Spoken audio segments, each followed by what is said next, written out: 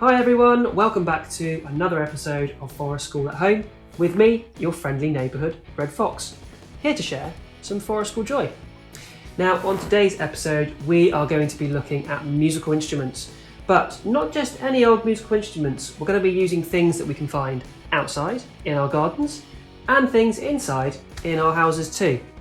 Now before we get on to that exciting episode, I'd like to say a big thank you to everyone who has subscribed to our YouTube channel or has shared our videos or has commented on our Facebook page at Free Rangers Nursery. It's been great that you've all been getting involved and sharing our videos. I know they've been going around the world, which is really exciting news. I know we've been to Russia and to Canada and to America and Belgium and Australia. So it's great that these videos are going far and wide. If you are yet to subscribe, head over to YouTube, type in Forest School at Home and click on that subscribe button. That way you won't miss any of our exciting videos coming up in the future. So on to today's episode. I have 3 instruments lined up for you today. The first one's quite easy, the second one and the third one are a little bit trickier, but see how you get on. So let's get outside and get started. Are you ready? Great, here we go then. 3, 2, 1. Huh. That didn't work. Let's try again. Warm the hands up. Here we go. 3, 2, 1. Oof. Ow, that hurt. Well, here's our first instrument, guys. It's the Snail shell shaker. Try and do that 3 times fast.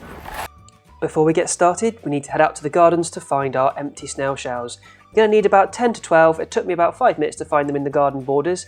Once you've collected those, we'll head inside and see what else we need. So you will need some kitchen roll tubes or toilet roll tubes. You'll need some double-sided sticky tape or sellotape, a cup and a pen, some snail shells, a pair of scissors, some old newspaper or some paper, and a pointy stick. So step 1, we're going to draw some circles around our cup on our newspaper or paper and snip those out. 1 and 2. This is going to give you 2 lovely circles, which we're going to put on the end of our kitchen or toilet roll tube, whichever you've decided to use. Now all you need to do is cut some frills in, doesn't really matter the length, just enough so that it bends around the end of the toilet roll tube, like this.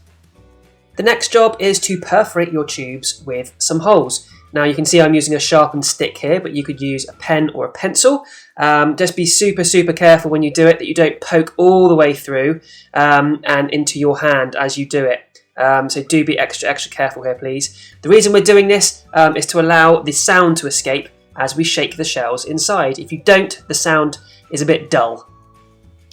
With the tubes perforated, we're going to add some double-sided sticky tape around the end of the tube. If you haven't got double-sided sticky tape, you can get away with normal sellotape or an elastic band at a push. Then we're going to attach the frilly circles we cut out from our newspaper earlier. Make sure it's nice and firmly attached. You can put some more sellotape round if needs be. We're going to add some more double-sided sticky tape to the other end of the tube, but don't take the cover off just yet, because first we need to fill up the tube with the snails. Now, top tip, make sure you've emptied all the bits out of your snails first, any mud or debris, because if you start shaking it around and you haven't, you're going to shake it all over the floor, as I found out earlier. So take the cover off, add your last circle of paper onto the end, make sure it's nicely firmly attached, so squeeze it around all the way around, and your shaker is complete.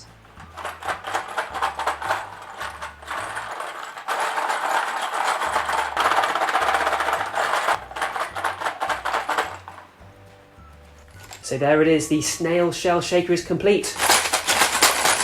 Makes a rather nice sound, doesn't it? And those holes really help the sound to come out, and that lovely tinkling sound from the snail shells. So have a go and see if you can make it, and we'll get started with our next instrument. So we've headed outside, guys, in the search of these, the dandelion, more commonly looked at as a weed. But in our case, we're not after the flowers or the fluffy seed head, we're in fact after the stem, because we're going to make some dandelion horns. Now your spring gardens are full of flowers that are great for pollinators as they wake up from their winter sleeps. So like the forget-me-nots and the daisies you can see here, or the dandelion. They are good for the bees too. It's an important source of food. So you can see that I haven't cut my front garden lawn just so we can keep those flowers there for the bees as a tasty snack when they wake up. Now we're on the lookout for a nice stout dandelion. This one here should do perfectly. It's lost all the seeds off its head. It's quite a thick stemmed dandelion, and we've got some nice straight sections in there too. That should do nicely. So once you've found your perfect dandelion, I'm going to take about a 10 to 15 centimetre length of this one, just by snipping it, like so. Then we're going to choose which end is going to be the mouthpiece and which end is going to be the end of the horn, where the sound comes out. So what we're going to do, I'm going to use this end, the thinner end, to be the mouthpiece, and this end is going to be the other end of the horn. So what I'm going to do is put my fingernails into the end, just to split it, and we're going to peel it back a bit like a banana skin. Just very carefully on one side and on the other, just a little bit, like so. So there it is. Now to actually make the sound can be a bit tricky. It's not like a kazoo where you have to make the sound yourself. This one is going to actually make the sound for you. But what you need to do is squeeze the end gently when you put it into your mouth and then blow down.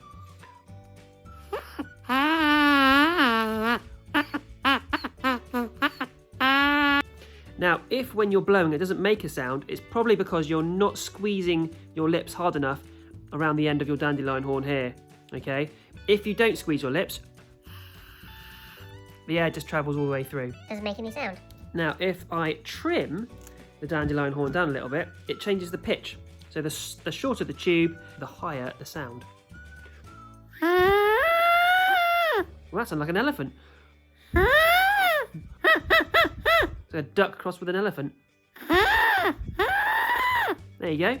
Dandelion horn. See what sounds you can make with yours.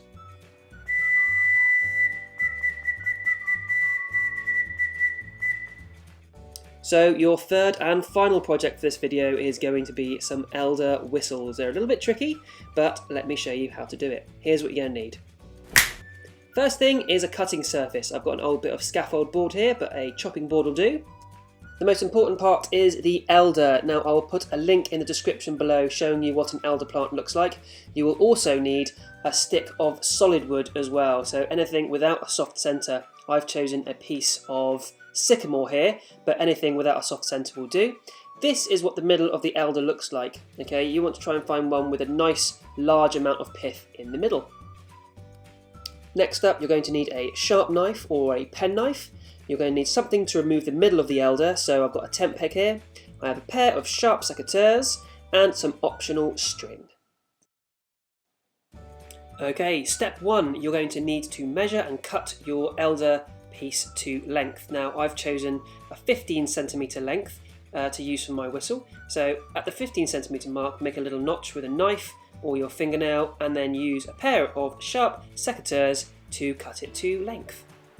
Now step two is quite important. We need to hollow it out, but making sure we don't go all the way through. So leave a section at the end without the pith removed. So I'm using my tent peg here and I'm forcing the pith down into the bottom of the chamber. Knock out any bits that might be still in there, but try and make it as clean as possible. You need to ensure that you scrape as much of that pith away from the edges as you can. Now if you have access to a drill, this job is made much easier. Choose a nice wide drill bit and try and get as much of that middle out as you can. If you don't have access to a drill, persevere with the tent peg, you will get there. But try and make sure it is nice and clean. The next step, we are making the sound window. To do this, measure 2 to 3 centimetres from the mouth end of your whistle and place your knife on, and then we're going to bash to create a knife stop.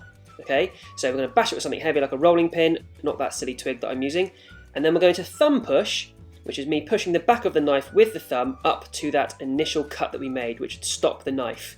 Okay, this needs to be nice and clean. If it's not clean, it's going to affect the way the sound comes out. So if you want that nice whistle sound, take some time over this bit and make sure those cuts are nice and clean. With the sound window complete, we now need to block the mouthpiece up to help us create that whistle sound. So I'm trying my piece of sycamore here in the end. It doesn't quite fit. So I'm going to take some peelings off with my knife. I need to do this very carefully. You can see here I'm taking off very, very thin peelings. If you take too much off, the air will travel around this piece of wood and you won't get that nice whistle sound. So do this really carefully. Once that piece of wood only just fits in, we now need to take a shaving, maybe about 1 millimetre or more off the top. and this is going to allow some of the air to travel across this piece of wood and then out of the sound whistle, making that nice sound. So again, do this nice and slowly, watch out for that hand, and create that air flow section. When you're happy with it, place it into the end of the whistle to see if it fits nice and snugly, mark it with a knife, and then take those secateurs again and snip it to length. Once cut to length, add it to your whistle, but don't push it all the way in so you can remove it if it doesn't look like this. If it does, then add it to your whistle and then give it a test.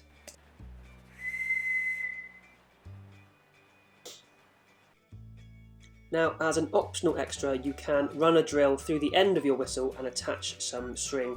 That way you can take it wherever you want to go and annoy everyone around you. So there you go, one working elder whistle. As a final option, you can personalise your elder whistles by carving some nice designs into the bark. So there we have it, our lovely elder whistle is complete. Now let's see what it sounds like. Just take this one.